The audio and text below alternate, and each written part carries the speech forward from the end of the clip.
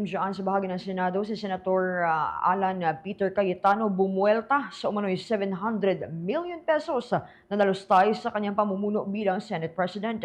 May report si Bombo Angelo Aganan. Bombo Genesis Bombo Jai bumuelta sa Senate Minority Leader Alan Peter Cayetano sa mga pahayag na munay nalustay ang halos 700 million peso na budget ng Senado sa 28 araw na panunungkulan niya bilang Senate President. Ang mga pahayag ay mula kay Senator Panfilo Ping Lacson kung saan sinabi ng senador na nasayang lamang umano ang 700 million peso sa panahon ni Cayetano dahil sa kontrobersiyang bumalot sa kapulungan sa pamumuno nito. Ayon kay Lacson, sa 28 araw na puno ng kaguluhan ng Senado, nagkaroon ng pamamaril sa loob ng gusali, pagtakas si Senator Ronald Bato de la Rosa habang nasa ilalim ng protective custody ng Senado, gayon din ang pag-boycott ng grupo ni Cayetano sa sesyon, maging ang umunay nabigong tangkang destabilisasyon at iligal na pagdinig ng Blue Ribbon sa flood control scam. Ngunit depensa rito ni Cayetano, ang naturang statistics na ginamit ni Lacson na tinawag niyang intellectual dishonesty ay panlilinlang umano sa publiko para palabasin na hindi maayos ang kanyang naging pamumuno sa Senado. Aniya, ang 25 milyong piso na budget ng Senado sa operasyon nito araw-araw ay hindi nangangahulugang gastos ng sinumang nakaupo na Senate President.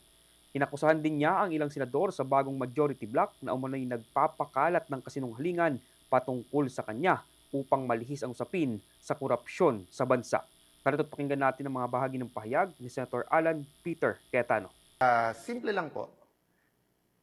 Kahit sino po ang Senate President, 25 million a day ang gastos ng Senado kung ganun kasimple ang computation mo. Meaning, yung budget ng buong Senado divided by the number of calendar days. Di ba?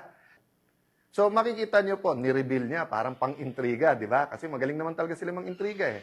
Nagte-take turns lang naman po. Si Raffy Tulfo, si Erwin Tulfo, si Senator Ping Lacson. Tapos yung iba sa grupo nila, yung tag team lang yun. Para, kayo naman mang-inis kay Alan.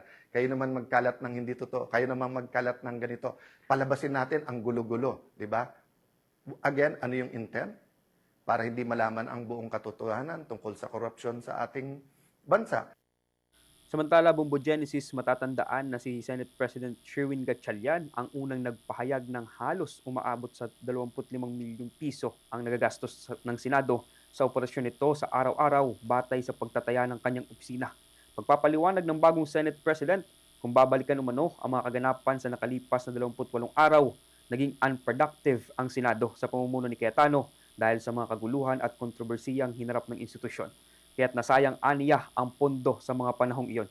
Ngunit sa huli, tiniyak naman ni Gatchalian na babawiin umano ng Senado ang mga nasayang na pondo sa mga susunod na araw ngayong naisaayos na ang sigalot sa liderato at makakabalik na silang mga mambabatas sa pagtatrabaho.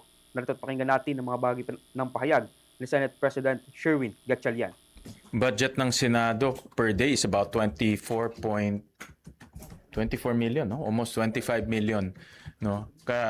Just to operate the Senate. The Senate is a big institution. We have 2,000 people, may isang building tayo. So if you count those days, those are the days na naging unproductive, no? Kaya nasabi ko nga in one of our press cons na sayang yung pera na ibinibayad ng tao sa sweldo, sa kuryente. So babawiin naman natin yan in the next few days, no? So we'll back down to work, no? Para sa Bombo Network News, ako si Bombo Angelo Aganan, and this is Bombo Radio Philippines, the #1 and most trusted source of news and information. Basta Radio, Bombo! For the most trusted source of news and information, visit our website at www.bomboradio.com. Follow us on Bombo Radio mobile app, Facebook, YouTube, TikTok, and X, formerly Twitter.